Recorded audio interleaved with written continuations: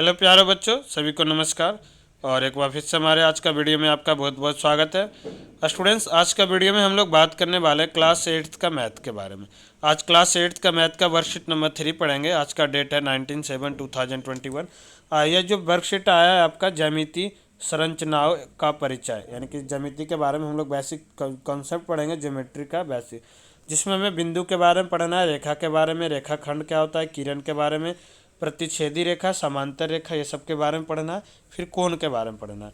ठीक है, तो आपको ज़्यादा समय लेते नहीं, देखो हम शॉर्ट बता रहे हैं फटाफट क्या क्या पहले समझाया गया। पहले बताया गया बिंदु क्या होता है। तो बिंदु बस एक स्थिति होता है किसी भी, जैसे इस वर्कशीट का हमें इस पोजीशन को डिनोट करना है तो इस बिंदु से दिखाए, यहाँ डिनोट करना था तो इस बिंदु से दिखाए। ठीक है, यहाँ पे तो किसी भी स्थिति को दर्शाना होता है, इसी को हम लोग बिंदु बोलते हैं। इसका ना तो कोई मोटाई होता है, ना ही इसकी लंबाई होती है, ना ही इसकी चौड़ाई होता है। यह एक आयामहीन मात्रा, मतलब इसका एक नहीं होता है, कोई भी डायमेंशन नहीं होता, डायमेंशनलेस क्वांटिटी है। इस तरह से दैनिक जीवन का उदाहरण देना है तो आप लोग इस तरह से बिंदु बना देना, दैनिक जीवन का उदाहरण हो गया। ठीक है, अगली बात कर रहा था ये रेखा के बारे में। तो एक रेखा अनंत बिंदुओं, जो एक रेखा होता है उसका अनंत बिंदुओं का एक सीधा जुड़ा हुआ समुच्चय है। मतलब समुच्चय मतलब पूरी रेखा होती है, लाइन है जो अनंत बिंदु का आपस में जोड़ता है। मतलब एक इसकी यह दोनों दिशाओं में असीम रूप में फैली होती है। इधर भी बहुत तेज़ी से बढ़ते जाएगा, कोई पता नहीं, इधर भी इतना तेज़ी से बढ़ेगा, इसलिए दोनों एरो लगा हुआ है। एरो मतलब है कि इधर अभी ये बढ़ेगा ही, इधर भी बढ़ेगा ही। ठीक है, तो इसे मापा नहीं जा सकता, क्यों? क्योंकि इसकी अनंत होता है। उदाहरण बोला था दैनिक दैनिक जीवन में, तो आप लोग रेलवे ट्रैक लिख सकते हो। देखो यहाँ पे लिख लेना रेलवे। ठीक है, रेलवे ट्रैक क्या लिखोगे स्टूडेंट्स? Railway track. ठीक है, रेलवे ट्रैक। या फिर नदी का किनारा भी लिख लेना, क्या लिखोगे? नदी का किनारा। ठीक है, बाकी देखो जो क्वेश्चन है सब नोटबुक में लिखा रखे, दैनिक जीवन का उदाहरण हमने लिखे, क्योंकि ये सब आप लोग अलग अलग भी हो सकता है, आप लोग आराम से लिखोगे। अगला था रेखाखंड। तो रेखाखंड होता है कि जिसकी फिक्स रेखाखंड दो बिंदु को आपस में जोड़ता है। ठीक है, एक बिंदु से शुरू होकर दूसरे बिंदु पर समाप्त होने वाली रेखा को भाग है, इसी को हम लोग रेखाखंड कहते हैं। इसीलिए कहा जाता है इसका दो अंत बिंदु होते हैं, इसे आसानी से मापा जा सकता है। अब यहाँ से यहाँ तक क्या हम बोले कि 5 सेंटीमीटर का लाइन बना, तो आप लोग फिक्स है कितना इस तरह से बनाओगे, अरे 5 सेंटीमीटर का लाइन है, यहाँ से शुरू हुआ यहाँ से ख़त्म हो गया। ठीक है, तो इसे हम लोग माप सकते हैं।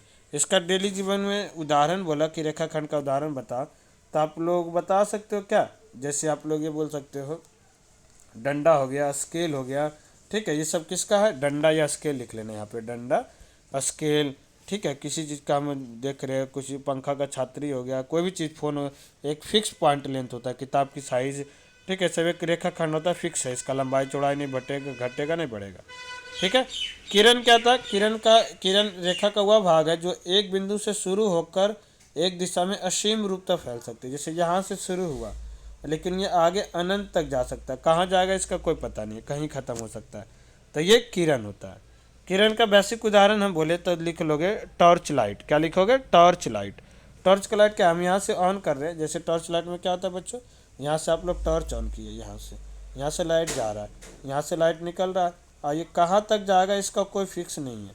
ठीक है, कोई फिक्स नहीं है, इस तरह से आप लोग बोल सकते हैं। यहाँ पे उदाहरण में टॉर्च लाइट लिख सकते हो। ठीक है, किरण में उसका, या फिर देखो तीर भी लिख सकते हो, एक छोड़े हो कहाँ जा गिरेगा पता नहीं है। ठीक है, प्रतिच्छेदी रेखा है। प्रतिच्छेदी रेखा क्या होता है कि जब समतल में कोई दो रेखा जब समतल में कोई दो रेखाएं एक बिंदु पे मिलती है तो उन्हें प्रतिच्छेदी रेखा कहते हैं। जब समतल में कोई एक बिंदु पे दो रेखा मिलती है तो उसे प्रतिच्छेदी रेखा कहते हैं। ठीक है, जैसे कि उदाहरण खिड़की का है, लक्कड़ हो गया, इधर छाया मिला, कैंची हो गया, कैंची में देखो ना एक दो कैंची एक दूसरे से आपस में एक पॉइंट पे मिलता है, तो ये सब उदाहरण प्रतिच्छेदी रेखा का आप लोग लिख लोगे यहाँ पे। ठीक है बच्चों, समांतर रेखा होता है कि जब किसी समतल के कोई दो रेखाएं अनंत विस्तार के बाद भी नहीं मिलता, कभी भी नहीं मिलेगा। नदी का कोई किनारा कभी मिल सकता है। ठीक है, या दोनों के बीच का दूरी सेम होगा, उससे भी ज़्यादा, जहाँ पर आप लोग नदी का किनारा में चलो दोनों का बीच का दूरी कभी कम ज़्यादा हो भी जाएगा। लेकिन रेलवे ट्रैक क्या है? समांतर रेखाएं का उदाहरण है, तो रेलवे ट्रैक इसमें लिख लेना। ठीक है, सतह एक समतल आकृति का भाग होता है जो दिशाओं का सीम रूप में फैला होता है, खेत हो गया किसी भी चीज़ का। ठीक है, इसी को हम लोग प्लेन बोलते हैं। तो उम्मीद करते ये तो आ रहा होगा समझ में। फिर हमें पढ़ना था कोण के बारे में। किसके बारे में पढ़ना था बच्चों? कोण के बारे में। तो सबसे पहले ये बोला कि शून्य कोण, शून्य अंश कोण क्या होता है? तो जब अंतिम किरण जहाँ से था वहीं पे रहेगा, ठीक है, उसका घूर्णन प्रारंभिक किरण के साथ समानुपाती होता है, तो इसी को हम शून्य कोण बोलेंगे। जैसे यहीं का हम बोले, इस लाइन का बताइए यहाँ से, तो जहाँ है वहीं है, तो 0 डिग्री हो गया। न्यून कोण होता है बच्चों जब किसी कोण का 0 से बड़ा और 90 डिग्री से छोटा होगा, मतलब 0 और 90 के बीच में होगा, ना तो उसमें 0 आएगा ना 90 आएगा, इसके बीच का जो भी होगा वैल्यू, सी को हम लोग न्यून कोण बोलेंगे। क्या बोलेंगे बच्चों? न्यून कोण। फिर अगला था समकोण।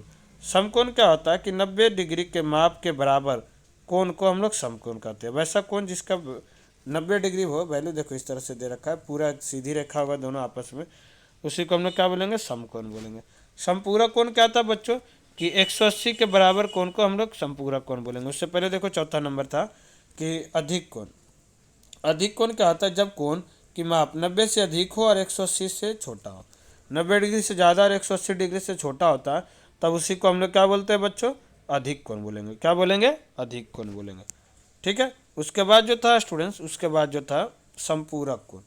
संपूरक कोण मतलब क्या था? यानी कि संपूरक कोण मतलब पूरा 180 डिग्री के बराबर होगा, एक सीधी लाइन इस तरह से, तो ये क्या हो गया? संपूरक कोण हो गया। प्रतिवर्ती कोण क्या होता है? कि कोई भी एंगल, कोई भी कोण जिसका मान 180 डिग्री से तो ज़्यादा हो लेकिन 360 से कम हो, मतलब 180 और 360 के बीच वाले कोण को हम लोग प्रतिवर्तित कोण बोलेंगे। क्या बोलते हैं? प्रतिवर्तित कोण बोलेंगे, ठीक है। उसके बाद था पूर्ण कोण, जिसका कोण पूरे का पूरा 360 डिग्री होगा, जिसका जो भी कोण का जो मान है वो पूरे 360 डिग्री होगा, तो वो क्या होता है बच्चों? पूर्ण कोण होगा, ठीक है। तो उम्मीद करते हैं कि ये चीज़ आपको समझ पा रहे होंगे और अच्छे से समझेंगे चीज़ों को, ठीक है स्टूडेंट्स। अब देखो आज का क्वेश्चन जो था उसके बारे में हम लोग करेंगे। आज का जो क्वेश्चन है स्टूडेंट्स वो है कि पहला 7.3 सेंटीमीटर लंबा एक रेखा खंड खींचिए। मतलब एक रेखा खींचना, यहाँ से जैसे यहाँ तक एक पॉइंट लिए, स्केल आप ले लेना, मैच करना, 7.3 आ रहा है, यहाँ से यहाँ तक जो रेखा खींच दी है एक 7.3 सेंटीमीटर का हो गया। तो देखो वही चीज़ हम नीचे कर रखे हैं, वही चीज़ हम लोग नीचे कर भी रखे हैं। देखो ये रहा, पहले हम यहाँ पे एक पॉइंट लिए थे, यहाँ पे स्केल रखे, फिर यहाँ पे जहाँ पे 7.3 आया मैच किए, फिर यहाँ से हम लोग देख लेंगे 7.3 का हो गया, ठीक है स्टूडेंट्स। तो आई होप कि देखो ये चीज़ आपको समझ पा रहे होंगे अच्छे से। उसके बाद जो था स्टूडेंट्स, उसके बाद जो है हमें बताना है कि एक घड़ी के सुई के बीच में, एक घड़ी में घंटी के सुई और मिनट के सुई के बीच का कोण का प्रकार बताए जब समय 3 बजे पूर्वाह्न हो, मतलब मॉर्निंग का 6 बजे पूर्वाह्न, शाम का यानी कि हो गया, ठीक है, 9 बजे और 12 बजे दोपहर, ये सब जब है तो अलग अलग कितना कोण बनाएगा हमें ये बताना है। तो सबसे पहले देखो बता दे बच्चों, जब 3 बजेगा तो 3 बजेगा तो ये क्या होगा? 1 मिनट का हैंड यहाँ पे होगा, आवर का हैंड ये होगा, तो ये आपस में क्या बना रहा है बच्चों? पूरा 90 डिग्री एंगल बना रहा है। 90 डिग्री एंगल बना रहा है। देखो हम नेम नहीं लिखे थे, यहाँ पे 90 डिग्री लिख रखे हैं। 90 डिग्री जिसका होता है उसको क्या बोलते हैं हम लोग बच्चों? समकोण बोलते हैं। क्या बोलते हैं? समकोण, ठीक है। तो इस तरह से आप लोग लिख लेना समकोण, ठीक है। तो उम्मीद करते हैं कि आपको समझ में आ रहा होगा क्या होगा? समकोण होगा, ठीक है। नाम लिख लोगे ना आप लोग, कमेंट करके जरूर बताना। फिर बोला था कि 6 बजेगा, तो 6 बजेगा तो एक तो 12 पे होगा, दूसरा 6 पे होगा, तो ये पूरा क्या हो रहा है? 180 डिग्री का कोण बना रहा है। 180 डिग्री का जो कोण होता है स्टूडेंट्स, उसे क्या बोलते हैं हम लोग? उसे हम बोलते हैं क्या? क्या बोलते हैं? देखो उसको हम पूरा बोलते थे एक तरह से संपूरक कोण। 180 के बराबर, देखो ये संपूरक कोण हो गया, ठीक है। 180 के बराबर कोण को संपूरक कोण बोलेंगे, ओके स्टूडेंट्स। उसके बाद देखो था बच्चों कि 9 बजेगा, तो 9 बजेगा तो क्या होगा? 9 बजेगा तो इधर का 9 बजेगा, तो ये भी एक तरह से क्या हो रहा है? ये भी एक तरह से पूरा 90 डिग्री का कोण बना रहा है। तो जो 90 डिग्री का कोण बनाएगा उसे हम लोग क्या बोलेंगे? समकोण। क्या बोलेंगे? समकोण, जैसे कि ऊपर में लिखे थे। एक बोला था पूरा 12 बज रहा है, 12 बज रहा है, तो 12 बज रहा है तो देखो यहाँ पे यही होगा लाइन, कहीं घूमेगा ये? मिनट हैंड आवर हैंड दोनों यहीं पे होगा, तो जब पूरा यहीं पे होगा तो क्या होगा? 0 एंगल, 0 डिग्री यानी कि शून्य कोण। क्या होगा? शून्य कोण, ठीक है बच्चों। तो उम्मीद करते ये चीज़ आपको समझ में आ रहा होगा। उसके बाद जो था अगला प्रश्न था बच्चों, अगला जो प्रश्न है वो हमें आपको करना है। ये बोला कि क्या हम किसी भी कोण को क्या हम किसी भी कोण के भुजाओं की लंबाई माप सकते हैं? कारण में बताएं। तो नहीं, क्यों नहीं माप सकते हैं? क्योंकि लिखेंगे, लिख लेना, नहीं हम किसी भी कोण का, क्योंकि भुजा की जो लंबाई होता है, भुजाओं का लंबाई, किसी भी कोण का भुजा का लंबाई फिक्स नहीं होता है।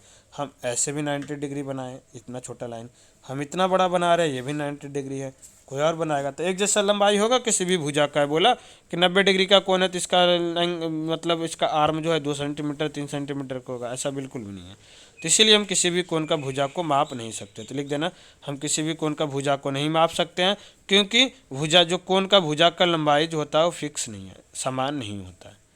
ठीक है, यानी कि चांद यानी कि प्रोट्रैक्टर की मदद से 30 degree, 60 degree, 100 degree, 120 degree, 150 degree का कोण बनाना है। तो उम्मीद करते हैं कि आपको देखो प्रोटेक्टर से एंगल बनाने के लिए आप सभी को आता होगा। और इसके लिए हम देखो, जिसे नहीं आता स्टूडेंट्स को, उसे हम बता भी रखें।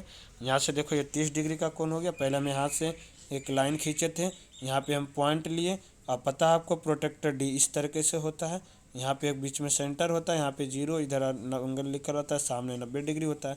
तो इस पॉइंटर को यहाँ पे ले जाना है, और यहाँ पे फिर देखोगे जहाँ पे इधर से देखना 30 डिग्री जहाँ पे आएगा पॉइंट कर लेना, फिर ये दोनों पॉइंट को आपस में मिला देना, ये 30 डिग्री का कोण बन गया।